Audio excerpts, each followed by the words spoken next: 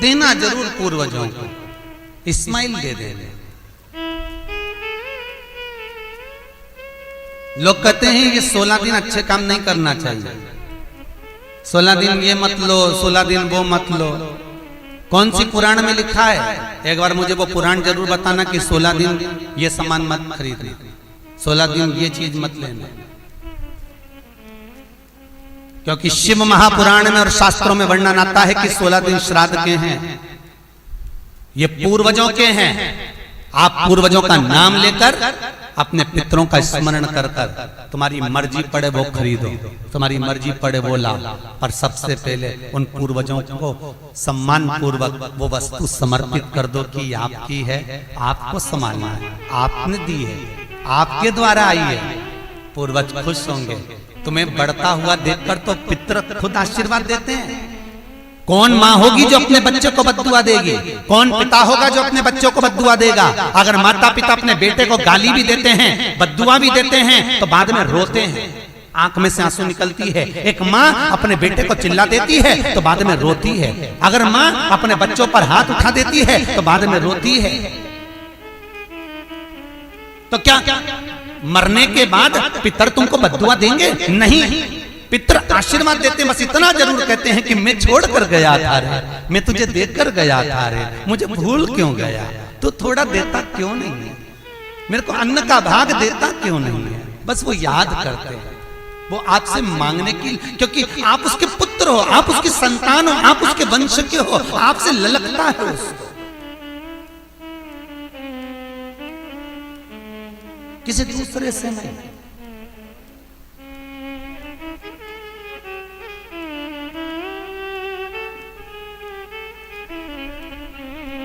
प्रेम दीजिए।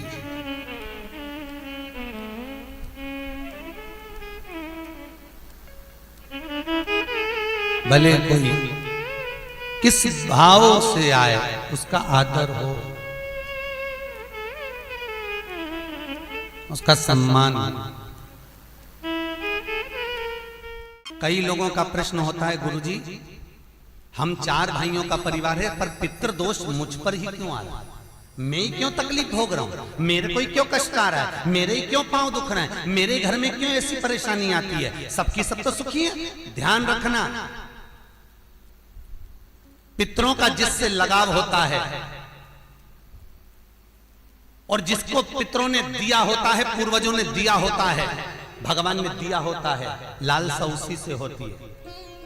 भीख मांगने वाला, भिक्षा मांगने वाला भिखारी भी होता है, भिक्षुक भी होता है। तो गाड़ी देख लेता है कि 4 व्हीलर गाड़ी से आया है तो सेठ जी 10 रुपया देगा। कोई पैदल जाता है तो भिखारी भी सोचता है बेचारा क्या देगा, उसके पास तो खुद नहीं, पाँव में चप्पल नहीं पहना है, फिर भी हाथ फैला देता है कि दे दे तो ठीक है, नहीं तो कोई गाड़ी वाला तो देगा ना मुझको। उसी तरह घर के पूर्वज, घर के जो आहूत होते हैं, घर के जो पितर होते हैं, घर के जो वासुक होते हैं, घर के जो पूर्वज होते हैं, आशा उसी से लगते हैं जो दे सकता है। जिसके पास है ही नहीं उससे क्या आशा रखेंगे? जिसके पास कुछ है ही नहीं उससे आशा रखना क्या?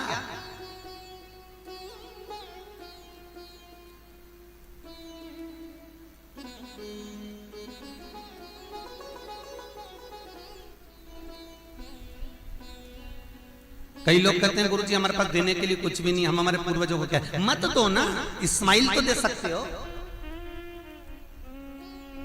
जिस दिन तुम्हारे पूर्वजों का श्राद्ध है, तुम्हारे पास में खिलाने के लिए अन्न नहीं है, तुम्हारे पास देने के लिए दान नहीं है, तुम ब्राह्मण को घर में नहीं बुला सकते, कोरोना महामारी चल रही है, तुम कुछ भी नहीं दे सकते, तुम्हारे पास देने के लिए वस्त्र नहीं, आभूषण नहीं, कुछ भी नहीं, मत दो। निवेदन है बस चेहरे पर प्रसन्नता रखकर, एक निवेदन है कि चेहरे पर प्रसन्नता रखकर उस दिन अपने पूर्वजों को याद जरूर करना और कह देना कि आप ही का दिया हुआ है जो हम खा रहे हैं, हम पर करुणा करना। हमारे पास कुछ भी नहीं है। डब्बे में से गुड़ या शक्कर निकालकर अरे गैस को लाइटर से जलाकर उसकी अग्नि में छोड़ देना, पर 2 दाने शक्कर के छोड़ना जरूर, जिससे वो जीवात्मा दरवाजे पर आकर भूखी ना जाए, उसके मुख में कुछ तो चला जाए और वो जीवात्मा तुम्हें आशीर्वाद दे जाए। तुम्हारे पास कुछ ना हो तो इतना तो दे सकते हो साहब, इस्माइल तो दे सकते हो, प्रसन्नता तो दे सकते हो, मीठी वाणी तो दे सकते हो। अपने पूर्वजों को याद तो कर सकते हो, अपने इष्ट को याद तो कर सकते हो, जिसने दिया है उसका गुणगान तो गा सकते हो।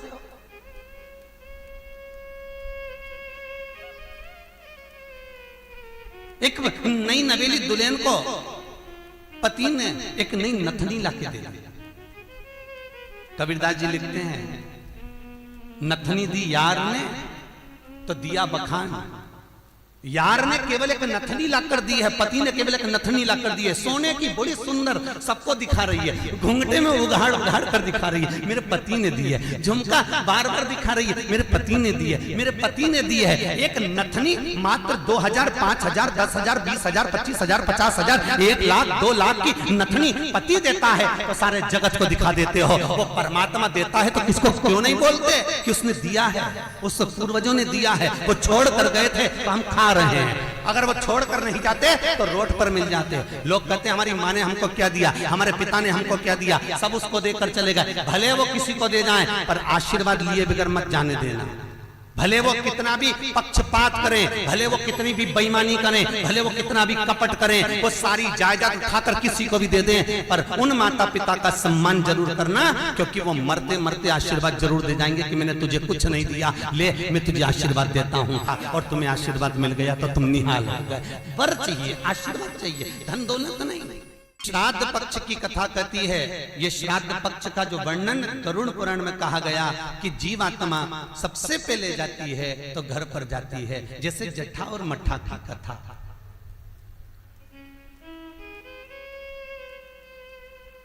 दो भाई हैं, जट्ठा और मट्ठा, दोनों साथ में रहते थे, पर इनकी जो धर्म पत्नियां थीं आपस में कुछ भेदभाव हो गया, दोनों अलग अलग हो गए। जट्ठा बहुत धनपति था, मट्ठा थोड़ा सा गरीब था, दोनों अलग अलग रहे। जट्ठा का बिजनेस अच्छा चलता है, जट्ठा का धन बहुत सारा है, संपदा बहुत सारी है, क्योंकि माता पिता का सारा धन जट्ठा ने अपने कब्जे में रख रखा था। सारे माता पिता की जितनी प्रॉपर्टी थी, जितना वैभव था, जितनी सत्ता थी, जट्ठा ने अपने कब्जे में रख ली थी। और मट्ठा ऐसे ही बेचारा सहज भाव का, भोला भंडारी, सरलता का भाव वाला चल दिया, अपना बोरी बिस्तर उठाया, अपनी पत्नी के साथ, बच्चों के साथ चले गए।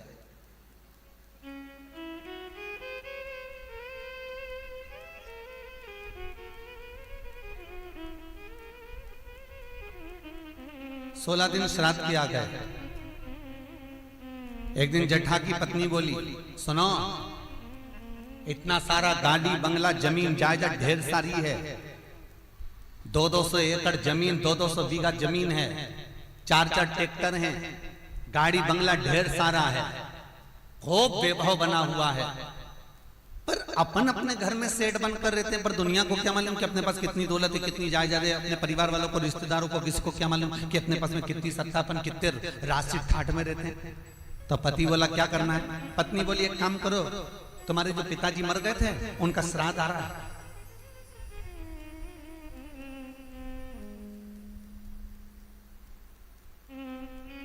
तुम्हारे जो पिता चले गए थे उनका श्राद्ध आ रहा है,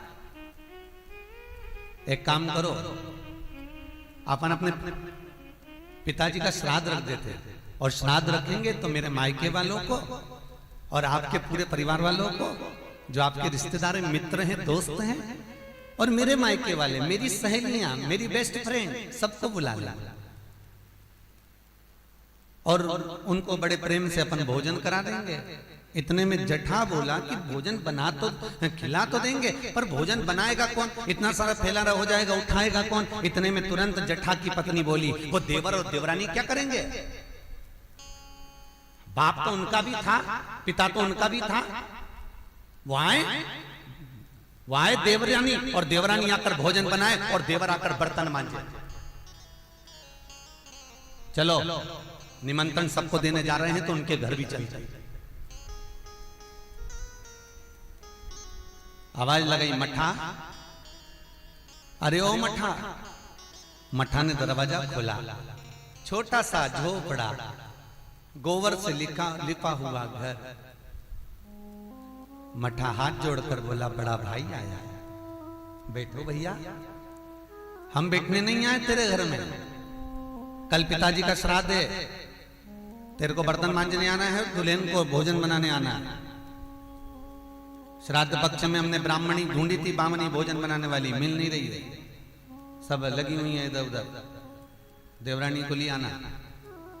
भाभी हम आ तो जाएंगे, पर निवेदन इतना सा है कि पिताजी का श्राद्ध है, तो मन कर रहा है कि हम थोड़ी सी धूप छोड़ दें, इसके बाद आ जाएंगे। इतने में तुरंत भाभी बोली, सुन रे मठा, आना हो तो सुबह जल्दी आना, क्योंकि रखे हुए बर्तन कौन मांजेगा, भोजन कौन बनाएगा।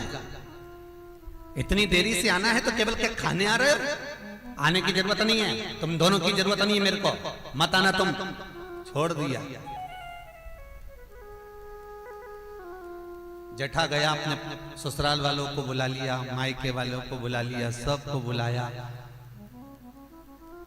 पितृलोक से जिसकी तिथि होती है, पितरों के भगवान जिनका नाम है आर्यमा स्वामी, कौवे पर बैठकर जिसकी तिथि होती है, उस तिथि के जीव को कौवे पर बिठाकर आर्यमा स्वामी लेकर आते हैं, और जिसकी यहाँ श्राद्ध होती है उसकी छत पर कौवा छोड़ते छोड़ते जाते हैं। इसलिए हिंदू धर्म में श्राद्ध में कौवे का बड़ा महत्व होता है, क्योंकि पितरों के देवता आर्यमा स्वामी कौवे पर बैठते हैं, और उसी कौवे पर हमारे घर के जीवों को लेकर आते हैं। और सबसे पहले वो जीव कहां जाता है श्राद्ध पक्ष में?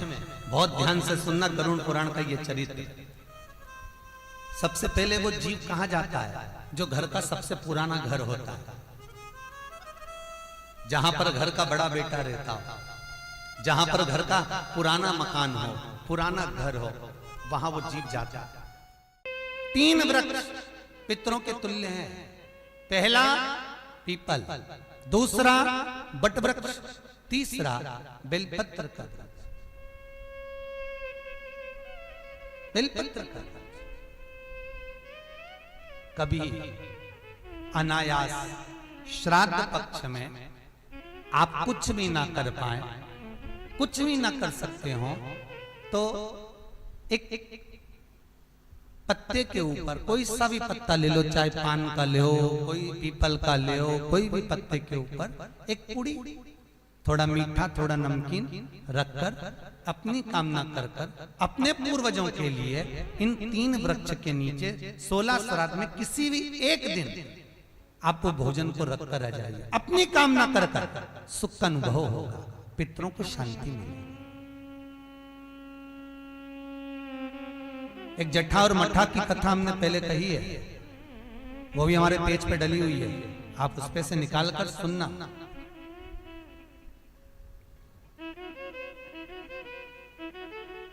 उसमें भी हमने व्याख्यान वर्णन करा जट्ठा मट्ठा की कथा। 3 वृक्ष पितरों के तुल्य हैं, 3 पक्षी पितरों के तुल्य हैं, कौवा, हंस और गरुड़।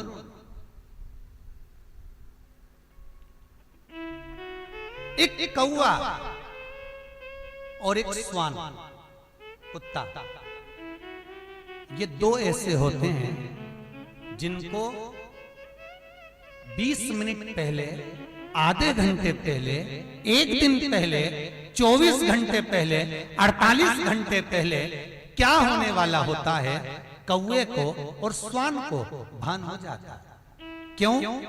क्योंकि ये यमलोक में जहां यमराज निवास करते हैं, श्वान और कौवा उस स्थान का भाग ग्रहण करते हैं, और इनको ये ज्ञान पूर्व से यमराज से प्राप्त होता रहता है, पूर्वभान होता है, प्राप्त होता रहता है। एक कौवा एक श्वान, कोई घटना घटने वाली होती है तो कुत्ता रोने लगता है,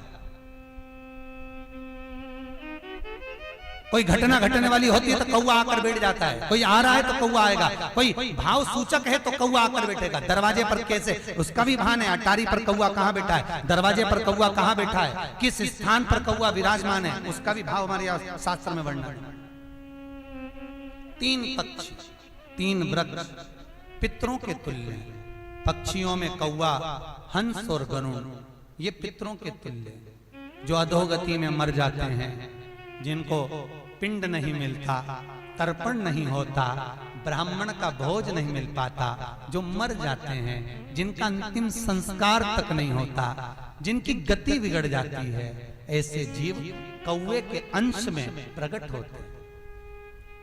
जो पूर्ण फल लेकर जाते हैं, पितृलोक में जगह नहीं होती, बैकुंठ में जगह नहीं होती, कहीं अगर जगह नहीं है देवलोक में, तो इनको कौवे के अंश में, गरुड़ के अंश में या हंस के अंश में डाल दिया जाता है। महाराज फिर अगला वर्णन किया, 3 पशु, कुत्ता, गाय और हाथी, ये पितरों के तुल्य होते। शिव महापुराण की कथा कहती है, अगर श्राद्ध पक्ष में गया नहीं जा सकते, तो गाय के मुख में गयासुर ने वर दिया था कि गाय के मुख में अगर कोई गया नहीं आ पाएगा, तो गयासुर 16 दिन गाय के मुख में निवास करेगा। और गाय के मुख में श्राद्ध के समय पर अगर कोई रोटी देगा, श्राद्ध के समय पर जो भाग देगा, उसको गया जी में पिंड करने का पुण्य फल प्राप्त होगा। ये गयासुर का वर गौ माता के लिए था। तो गाय के मुख में 16 दिन तक गया क्षेत्र का पिंड का भाग प्राप्त होगा। कुत्ता, गाय और हाथी। स्वान को रोटी क्यों देते हैं? क्योंकि स्वान पितरों को अपना भाग प्रदान कर देता। स्वान रखता नहीं है, चुका देता। फिर 3 जलचर है महाराज, जो पितरों के तुल्य हैं, मछली, कछुआ और नाग। पिंड जो बनाया जाता है वो पानी में दिया जाता है। मछली जिसको पाती है वो पितरों को प्राप्त होता है। कछुआ श्रावण के इस 16 श्राद्ध के अंतर्गत कछुआ यदि आपके दिए हुए भाग को पा लेता है, तो वो जीव उसी समय पर तर जाए। और महाराज नाग, वो भी पितरों के तुल्य माना। इन 3 पितरों के क्रम का वर्णन किया गया है। भगवान शिव ओगड़दानी बट का वृक्ष के रूप में ब्रह्मा को बना देते हैं और शंकर बटकेश्वर महादेव के रूप में विराजमान हो जाते हैं। ऐसा सुंदर प्रसंग शिव महापुराण में वर्णन किया।